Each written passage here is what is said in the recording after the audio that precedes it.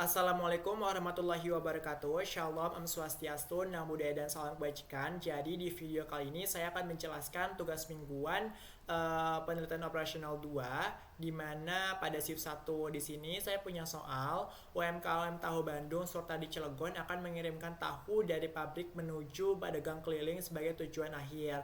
Tentukan jalur distribusi yang paling optimal agar biaya transportasi dapat diminimalkan dengan menggunakan metode forward pass.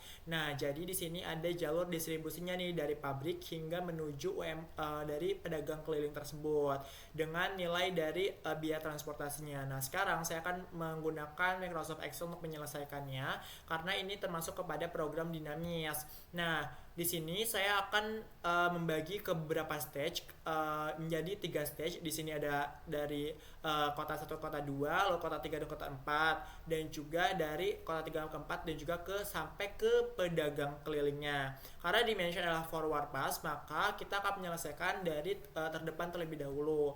Nah, di sini karena kita tuliskan dulu aja kota tujuannya atau kota awalnya itu adalah ke kota 1 dan juga kota 2.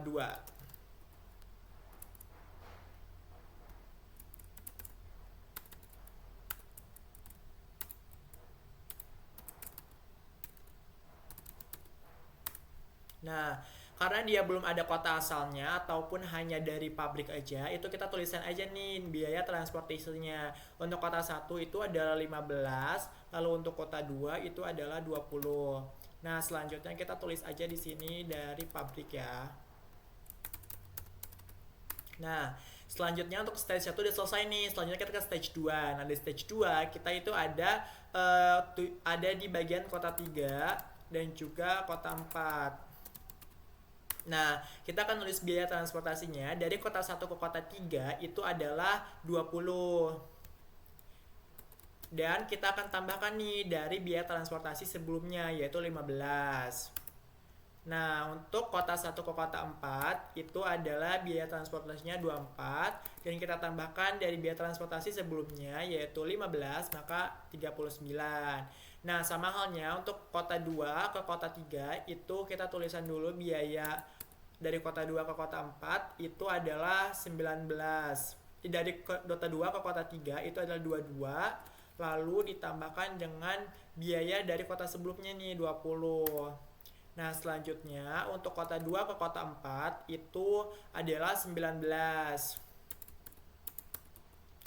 Dan kita tambahkan dari kota sebelumnya yaitu 20. Nah, kita udah dapat nih masing-masing biayanya. Sekarang kita akan cari nih solusi optimumnya dengan memakai rumus min atau paling minimal dari biaya transportasi yang ada. Nah, di sini didapatkan bahwasannya ada 35 dan 39. Kita tinggal tulis aja 35 itu berada di kota mana, yaitu kota 1. Maka kita tuliskan nih kota 1. Dan untuk 39 ini dia berada di kota 1 dan kota 2. Dan ini bebas untuk memilih, namun saya akan memilih di kota 2. Nah, untuk stage 2 itu udah selesai. Selanjutnya kita akan masuk kepada stage 3 di mana kota asalnya di sini ada kota 3 dan kota 4 dan dia menujunya adalah ke pedagang. Nah, di pedagang ini kita masukkan dari kota 3 ke pedagang itu adalah biaya transportasinya adalah 16. Nah, habis itu kita tambahkan sama biaya transportasi dari paling minimum kota sebelumnya yaitu di 35. Nah, untuk kota 4 ke ke pedagang itu adalah biayanya 14 dan juga kita tambahkan dari kota sebelumnya yaitu 39. Maka didapat 53. Dan untuk solusi optimumnya sama seperti stage sebelumnya kita akan mencari pakai rumus min. Nah, di sini didapat bahwasanya paling minimum itu ada di 51 di mana 51 ini berada di kota 3.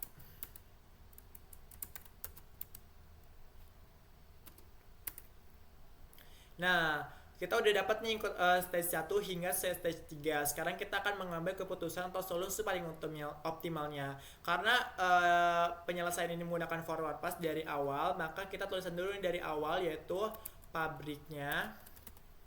Lalu karena paling kecil di sini adalah 15 dan juga 20, maka kita bisa pilih 15. Itu kita masukkan nih X1-nya adalah kota 1, yaitu 15.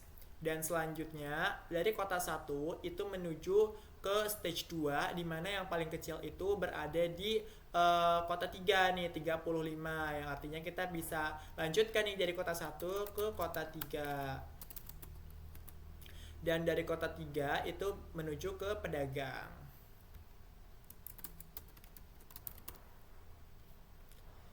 Dan jangan lupa kita tuliskan juga nilai dari biaya transportasinya. Untuk kota 3 itu 35. Dan untuk pedagang, oh iya, untuk kota 3 ini, kota 1 ke kota 3 itu kita ambil dari 20 ini, karena dia biaya distribusi dari transportasi awal. Dan ini untuk pedagangnya adalah dari 3 ke pedagang, yaitu 16. Nah, untuk biaya distribusinya kita tinggal jumlah aja.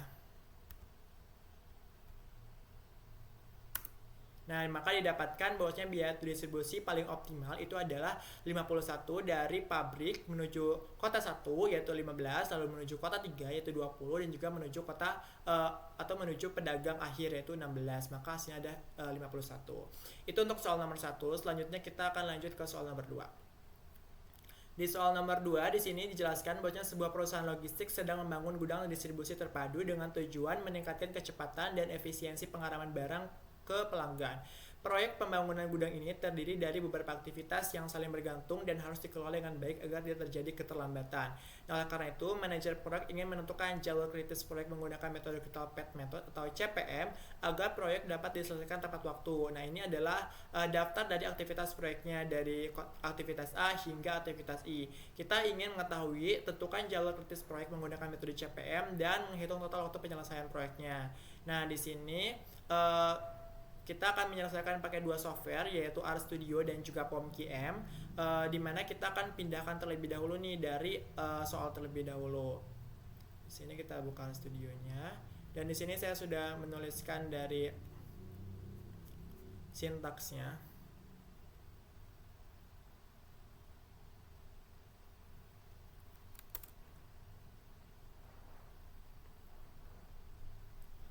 Oke.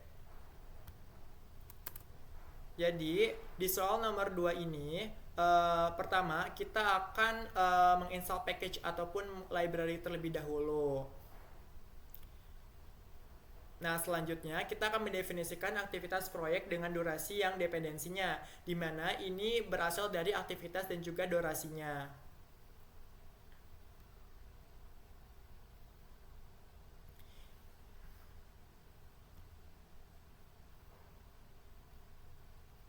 Nah, ini didapatkan dari yaitu aktivitasnya A hingga I, lalu pendahulunya dan juga durasinya di 8 hingga 7. Di sini kita masukkan 8, 14, 10, 18 hingga 7, yaitu di aktivitas I. Dan selanjutnya kita akan dependensinya atau dari kota asal menuju kota yang mendahulukannya, di mana di sini yaitu kota pendahulunya yaitu ada lalu B dan C, D, E kita masukkan di sini hingga H, dan Tu-nya ini adalah aktivitas menujunya yaitu dari A hingga I-nya. Dan di sini kita bisa running aja.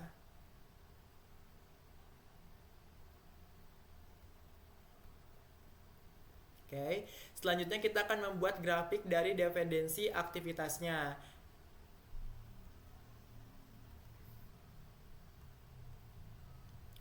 Oke, selanjutnya kita akan menentukan nih jalur kritis berdasarkan jalur terpanjangnya. Ini adalah sintaks untuk menentukannya. Lalu kita akan menghitung durasi untuk setiap jalurnya juga. Ini kita bisa running aja. Lalu di sini juga ada sintaks untuk menentukan jalur kritis atau jalur dengan durasi terpanjang dengan menggunakan sintaks yaitu critical path. Nah, setelah itu kita akan menampilkan grafik jalur kritisnya juga, di mana di sini untuk critical path-nya saya memberikan warna merah, dan untuk bukan critical path-nya itu menggunakan warna light blue. Ini kita bisa running aja sampai bawah. Dan barulah kita akan mendapatkan nih hasil dari gambar grafik jalur kritis dengan metode CPM di sini. Di sini bahwasanya dijelaskan ada untuk jalur kritisnya tuh dari A ke B, ke D, ke E, ke F, ke H hingga ke I. Nah, sekarang kita baru nih akan menghitung dari berapa harinya atau total dari durasinya. Kita dengan sintaks yaitu jalur kritis proyeknya. Nah, di sini didapatkan bahwasannya untuk menyelesaikan waktu proyek itu adalah 94 hari, yang artinya dengan critical path yaitu dari A, B, D, E, F, H, I itu membutuhkan total waktu penyelesaiannya adalah 94 hari. Nah, itu untuk menggunakan RStudio. Sekarang saya akan menggunakan POM-QM.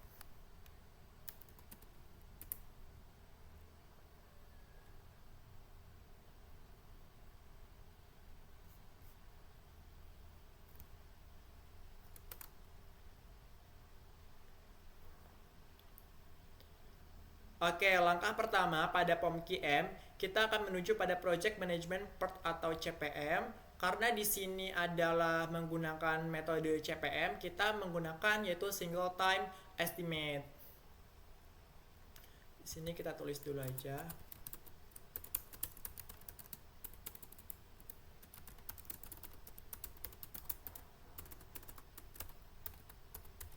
Oke, karena dia dari A sampai dengan I, maka kita bisa masukkan number of activity-nya itu adalah 9. Oke. Nah, selanjutnya activities dan activity-nya itu kita bisa masukkan dari soal aja nih. Di sini saya sudah salin. Nah, dan untuk penulisan ketika terdapat dua pendahulu seperti ini, untuk aktivitas D yaitu pekerjaan struktur dasar di mana kegiatan pendahulunya B dan C itu kita bisa tuliskan ke samping yaitu B dengan C, dan kita bisa solve aja.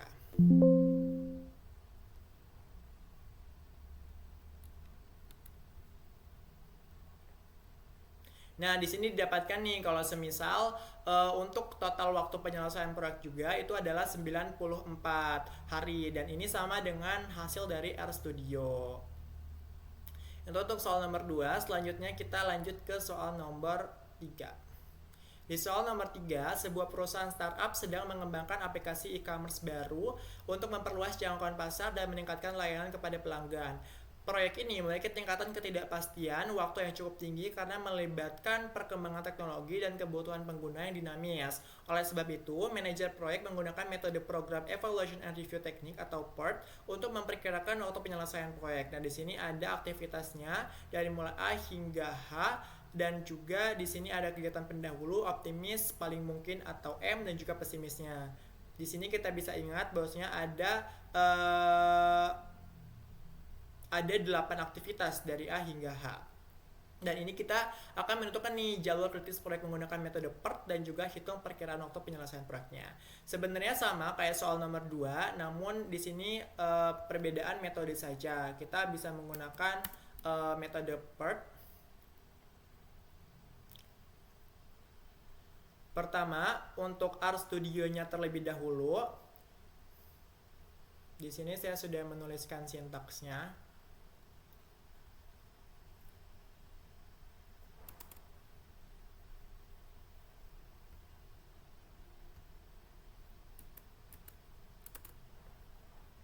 Oke, di soal nomor 3, di sini dijelaskan bahwasannya kita akan mendefinisikan dulu nih data aktivitas proyek dengan estimasi waktu pertnya, di mana kita akan masukkan nih dari aktivitasnya, optimisnya, dan paling mungkin, dan juga waktu dari pesimisnya. Di sini saya sudah masukkan, dan juga kita bisa running terlebih dahulu aja. Dan selanjutnya untuk menghitung waktu ekspektasi menggunakan rumus PERT, di sini saya menggunakan yaitu aktivitas dollar optimis plus 4 dikalikan dengan aktivitas dollar dari paling mungkinnya, nanti ditambah dengan aktivitas pesimisnya dibagi dengan 6. Dan ini adalah rumusnya. Ya, kita bisa running aja untuk rumusnya. Dan selanjutnya untuk mendefinisikan hubungan antar aktivitas itu kita bisa menggunakan sintak H atau data frame dari from to to. Jadi from ini adalah dari kegiatan pendahulunya dan to-nya adalah aktivitasnya. Kita bisa running aja.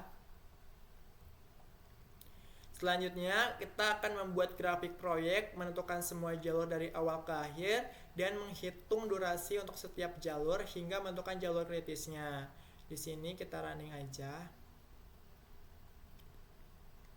Nah, selanjutnya kita nih akan menampilkan grafik jalur kritisnya tuh dari jalur mana ke mana aja. Nah, ini kita bisa running sama seperti sebelumnya. Untuk critical path itu saya tandakan dengan warna red dan juga untuk critical path-nya tuh di light blue. Nah, di sini didapat bahwasanya jalur kritisnya atau critical path-nya itu adalah dari A ke B, ke C, ke E, ke F, ke G, ke H. Dan sekarang kita akan mengetahui nih total waktu penyelesaiannya berapa dengan sintaks dari CAT yaitu jalur kritis proyek dengan menggunakan method. Kita bisa running. Nah, di sini didapatkan bahwasannya untuk menyelesaikan proyek dari jalur A ke B ke C ke E ke F ke G ke H itu adalah selama 80,83 hari atau 81 hari apabila dibulatkan. Itu untuk menggunakan RStudio. Selanjutnya, kita akan menggunakan POMQM di mana di POMQM ini kita bisa menggunakan seperti soal 2 yaitu Project Management per NCPM, tapi kita menggunakan yaitu Triple Time Estimate karena di sini terdapat 3 waktu yang berbeda ataupun yaitu pesimis, optimis dan juga waktu paling mungkin ya. Nah, di sini kita tulis aja.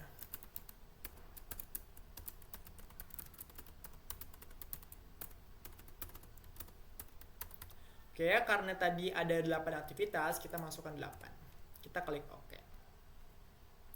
Dan sekarang kita akan bisa masukkan aja nih dari soal ke POMQM-nya. Di sini saya sudah coba salin.